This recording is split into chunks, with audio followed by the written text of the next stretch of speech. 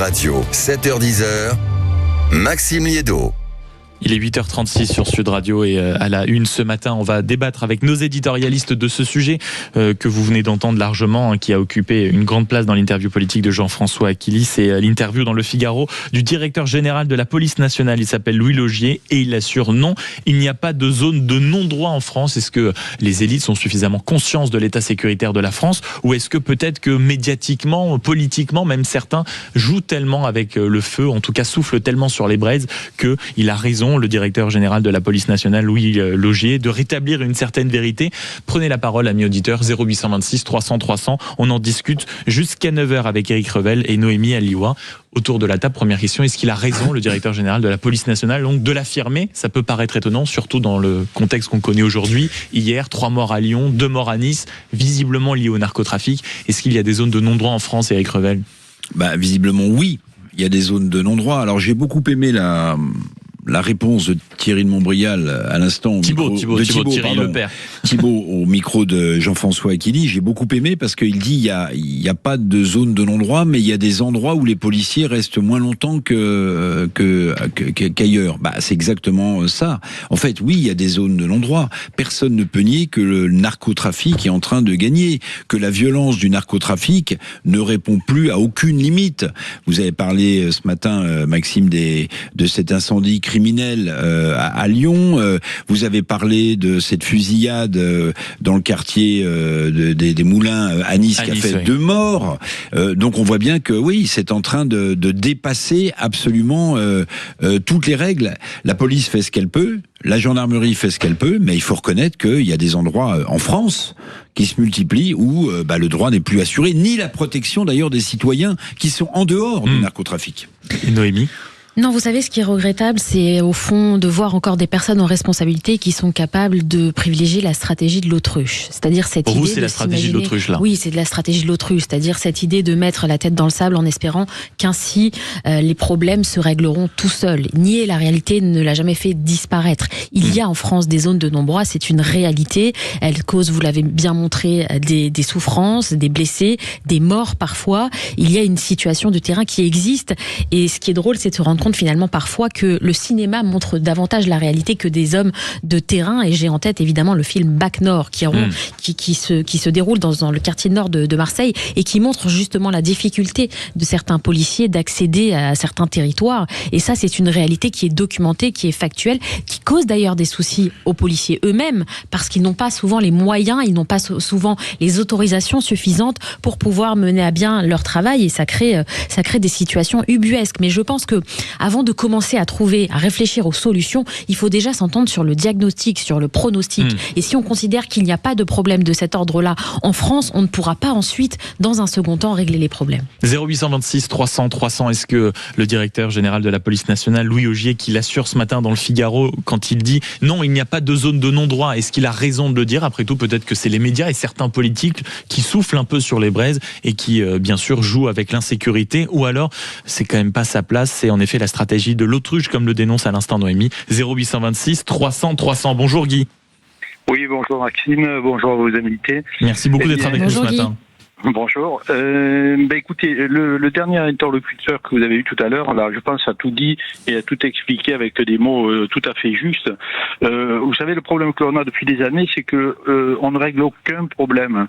On fait du replâtrage, on essaie d'avoir surtout des propos avec une bienséance, une bien-pensance, et on en arrive que on a étalé les problèmes au lieu de les régler. Alors peut-être que c'est vrai que dans certains secteurs, la police maintenant peut rentrer, alors qu'elle ne rentrait pas du tout, parce qu'on a sorti des gens de ces endroits-là et on les a mis dans les petits villages environnants autour des grandes villes. Et donc, qu'est-ce qui se passe? Eh bien, il y a de la délinquance dans les villages et que ça s'étale de partout, comme si il y avait besoin d'un grand scientifique pour comprendre ça.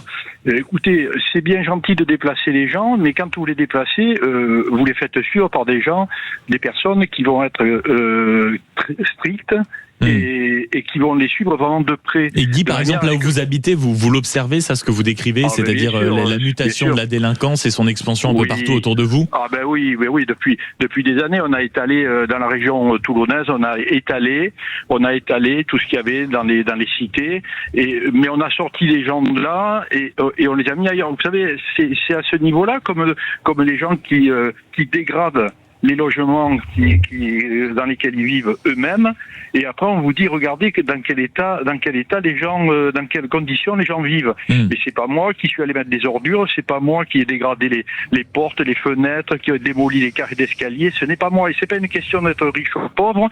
Je sors d'une famille de 11 enfants. Simplement, je vais vous dire, quand vous avez des parents qui font leur travail, vos enfants, ils partent pas en vrille. Sur 11 enfants, il y en a pas un qui est allé en prison. Tout le monde travaille, voilà. Donc, comment voulez-vous dire que c'est aussi une question d'éducation, une question d'expliquer aux gens que quand on fait des enfants, on doit les suivre.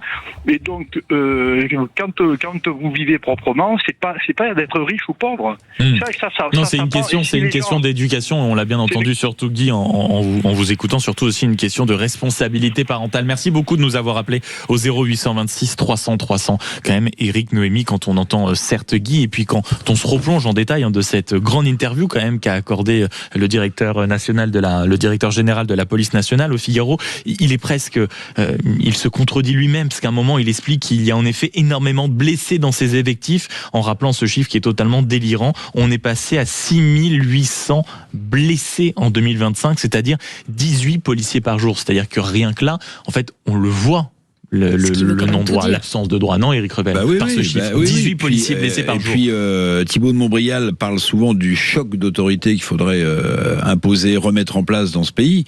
Mais là, vous avez un exemple concret. Quand vous avez des blessures exponentielles chez les forces de l'ordre, dues pas seulement au narcotrafic, dues au refus d'obtempérer, dues aux incivilités en tout genre, mais vous voyez bien que les autorités policières ou gendarmes ne représentent plus aucune autorité pour ces bandes de voyous qui sont prêts à tout, que ce soit pour fêter la victoire d'une équipe de foot, pour protéger un point de deal. En fait, il n'y a plus aucun respect pour les forces de l'ordre.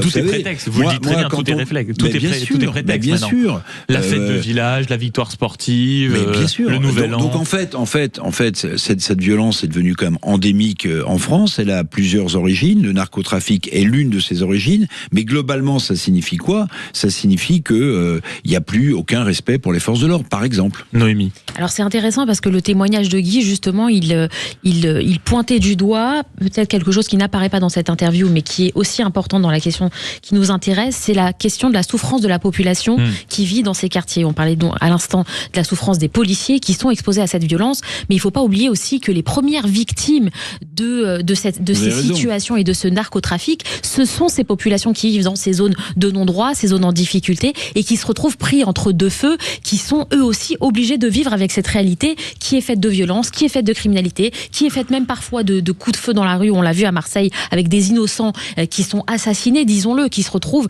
dans des guerres de gangs dont ils sont victimes. Donc il y a des populations qui doivent vivre avec ces réalités-là, qui sont souvent complètement dépassées par cette situation, face à une police qui effectivement elle-même n'est pas suffisamment armée, qui n'a pas suffisamment les moyens et qui en souffre très concrètement. Maintenant, dans le témoignage de Guy, si on peut essayer de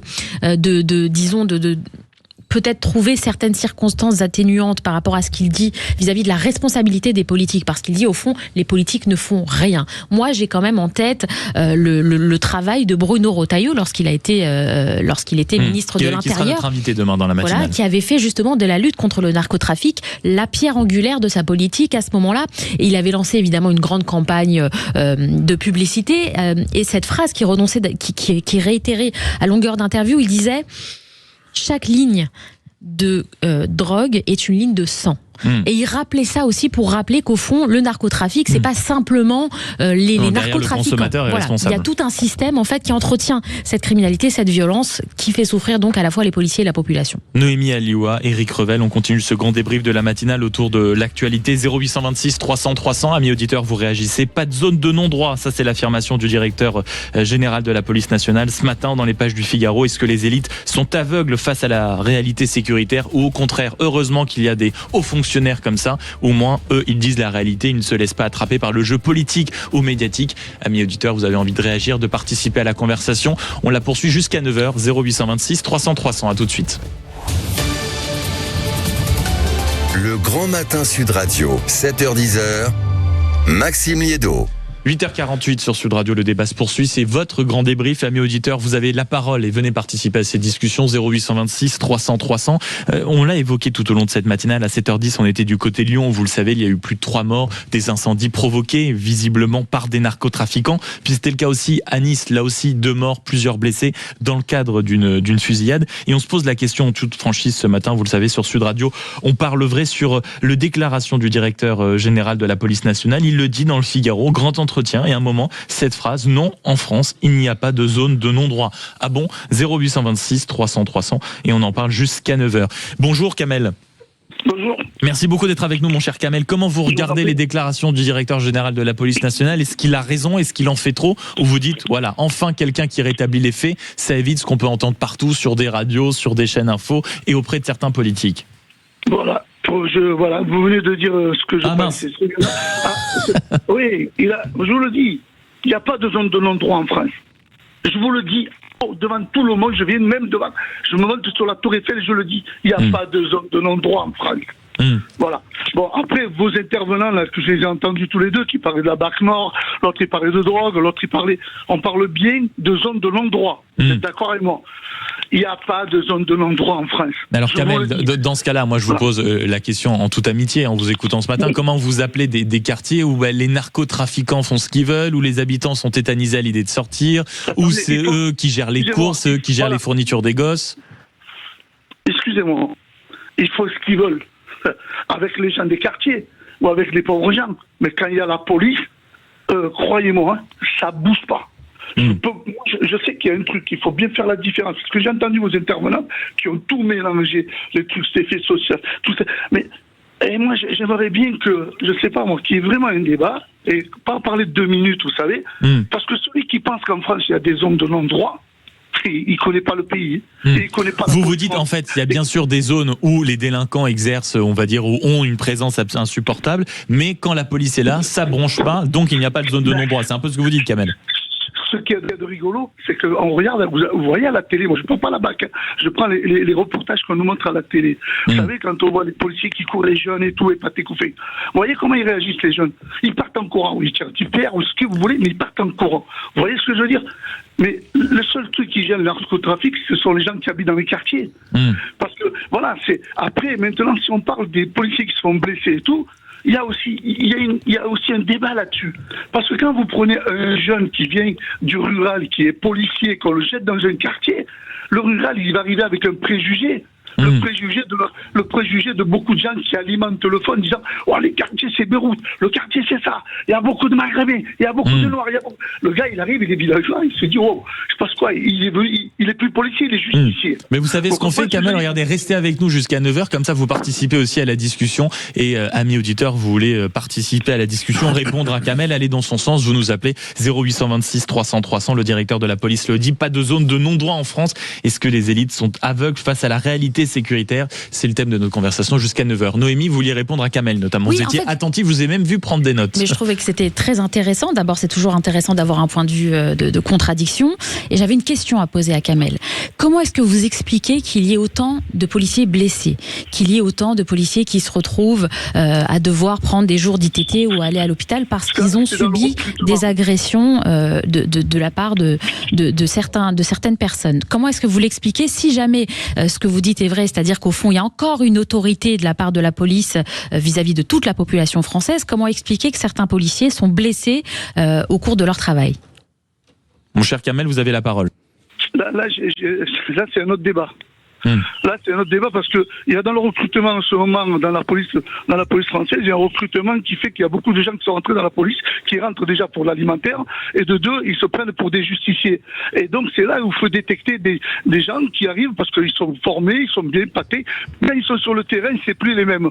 Vous savez, quand vous prenez une personne paisible, vous la mettez sur un ring et des gants, vous avez un autre personnage. Vous voyez ce que je veux dire?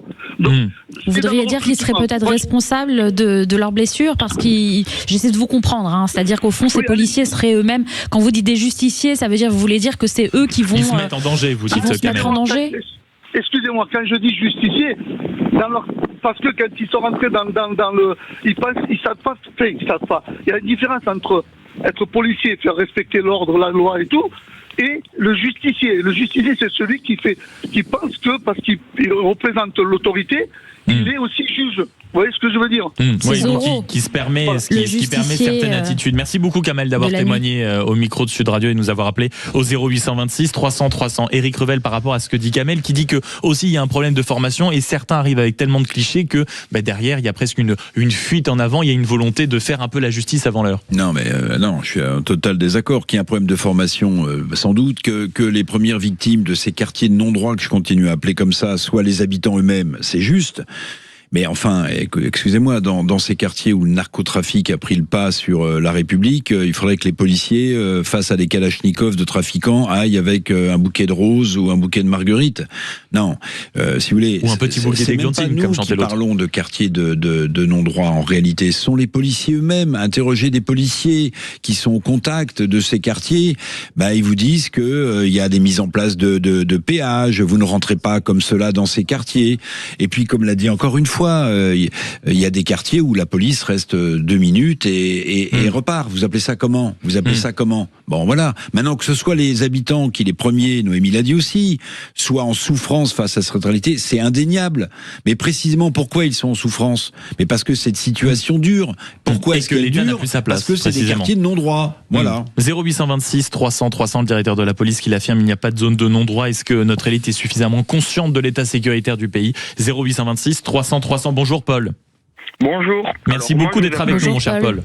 Oui, alors merci. Alors moi je vous appelais, je connais pas particulièrement Toulouse, je suis toulousain, mais je viens plutôt d'une zone rurale dans laquelle il y a une montée de la violence qui est quand même assez effrayante, avec des jeunes qui sont normalement pas destinés à ça, qui se retrouvent à se faire poignarder à 17-18 ans pour des histoires de drogue, où ça se répand de plus en plus. Et c'est vrai qu'à Toulouse, il y a beaucoup de gens qui sont vidés des cités comme le Mirail et qui se retrouvent dans les campagnes vraiment lointaines de Toulouse, des gens qui sont très précaires, qui n'ont pas le permis et pour lesquels c'est très dur d'accéder aux aides sociales, de pouvoir amener leurs enfants dans les services de soins.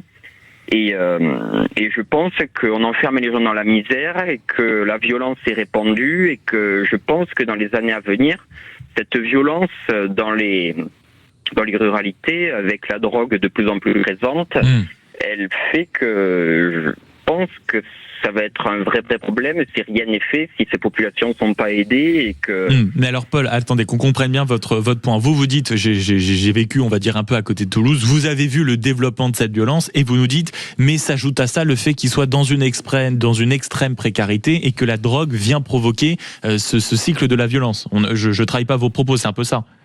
Alors oui, c'est ça. Et vous l'avez vu concrètement autour de vous, autour de Toulouse, dans les banlieues proches, dans les campagnes environnantes, c'est ça? Je peux vous donner un exemple, c'est que l'enfant, je connais un enfant qui est le fils de deux cadres, deux personnes de bonne famille, enfin bon, pas extrêmement qui est de choses supérieures à d'autres, mais bon, pas du tout destiné à la drogue, qui se retrouve à fumer un peu, puis à vendre, et ça va tellement vite qu'il s'est fait poignarder sur le City Park à 600 mètres de chez moi. Oui, c'est ça, c'est le fameux cycle de la violence. Oui, et que je connais aussi des gens, alors moi c'est pas mon monde, mais bon, qui quand je vais dans d'autres villages, je me dis lui il vend de la coque, lui il vend de la coque, lui il vend de la coque, et de me dire mon Dieu, et d'avoir l'impression que finalement proche de chez nous, dans des endroits qui sont jolis où la Garonne passe, une sorte de monde souterrain, plein de violence, avec de la drogue partout, et c'en est presque, c'est incroyable. Non mais de voir le développement et le fait que ça gangrène littéralement chaque partie du territoire, même dans des endroits où il y a peut-être 20-30 ans c'était encore un havre de paix. Vous avez raison de le souligner, Paul, et je vous remercie de nous avoir appelé spontanément 0826 300 300. Ma chère Noémie, mon cher Eric, je vous propose de conclure avec l'amie Diane qui nous a appelé aussi au 0826 300 300. Bonjour Diane. Bonjour. Merci beaucoup d'être avec Diane. nous, ma chère Diane. Comment vous regardez le débat qui nous anime depuis une demi-heure maintenant ? Écoutez, les zones des non-droits, ça existe. Tout simplement parce que quand ils y vont, les flics, il faut qu'ils soient un escadron pour y rentrer. Tout seuls, ils ne peuvent pas y rentrer. Et les citoyens, ça devient, même pour nous, ça devient des zones de non-droit. Parce que quand moi, j'ai vécu dans les cités, quand j'étais jeune, on n'a pas tourné comme le monsieur avait dit. Moi, on était 6 et on n'a pas viré. Pourtant, on était pauvres. On a été éduqués, on a été suivis à l'école et on s'en est sortis. Maintenant, moi, dans les cités où j'ai vécu quand j'étais jeune, je ne pourrais pas y retourner. Parce qu'on me jetterait. Donc oui, il y a des zones de non-droit. Donc vous avez réussi à vous en sortir, Diane, et vous dites à tous ceux aujourd'hui qui critiquent l'intérieur des quartiers, oui, j'ai vu, mais quand aujourd'hui, en fait, le but, ça doit être de s'en sortir, surtout. S'en sortir et la volonté de s'en sortir et les familles de vouloir s'en sortir. Maintenant, il n'y en a plus de volonté d'éduquer les enfants et de vouloir s'en sortir de là. Maintenant, on trouve que la drogue paye plus que le travail. Merci beaucoup, Diane, de nous avoir appelé au 0826 300 300 et en effet vous avez raison de rappeler la volonté de s'en sortir est plus qu'importante. Mot de la fin, Noémie et Eric. Malheureusement, la volonté parfois ne suffit pas parce qu'aussi certains n'ont pas le choix que de vivre dans ces zones-là parce qu'ils n'ont pas les moyens d'aller vivre ailleurs et dans ce cas-là ils doivent la subir et c'est pour ça que là la réponse politique ne peut être que importante, c'est-à-dire qu'au fond on ne peut pas considérer que l'impuissance politique ne peut rien et que ce soit la norme. C'est ça le problème parce que ça dure depuis beaucoup trop longtemps. Eric Moi Revel. je partage ce point fort avec Diane. Moi aussi, j'ai habité dans une cité HLM à Nanterre. Je peux vous dire que par rapport à l'époque où j'étais jeune, la cité, ça n'a plus rien à voir. Ah mais ça n'a plus rien à voir. Le trafic de drogue, il est à ciel ouvert, même en plein jour. Suite de la conversation avec Jean-François Aquili dans La Vérité en face, qui reviendra bien sûr sur ce sujet. Je vous fais un petit rappel, demain 8h15, c'est Bruno Retailleau, ancien ministre de l'Intérieur, candidat à la présidentielle bien sûr, qui sera au micro de Jean-François Aquili, mais avec vous aussi, amis auditeurs, 0826 300 300, 8h15, 9h, vous pourrez poser toutes vos questions à Bruno Retailleau. Dans un instant, Jean-François Aquili, et je le rappelle, un peu de légèreté alors qu'on approche de 9h, on était en train, et vous pouviez gagner, amis auditeurs, en envoyant le mot Sud au 7 20 18, un séjour à Europa Park pour 4 personnes, les nuits d'hôtel, et donc passer un peu de temps dans ce merveilleux parc d'attractions en Allemagne avec tout ce qu'il faut de montagnes russes, de grands 8, d'attractions, de sensations fortes. Et le gagnant ou la gagnante, je l'appelle dans une poignée de secondes. À tout de suite sur Sud Radio. Maxime. Merci Maxime.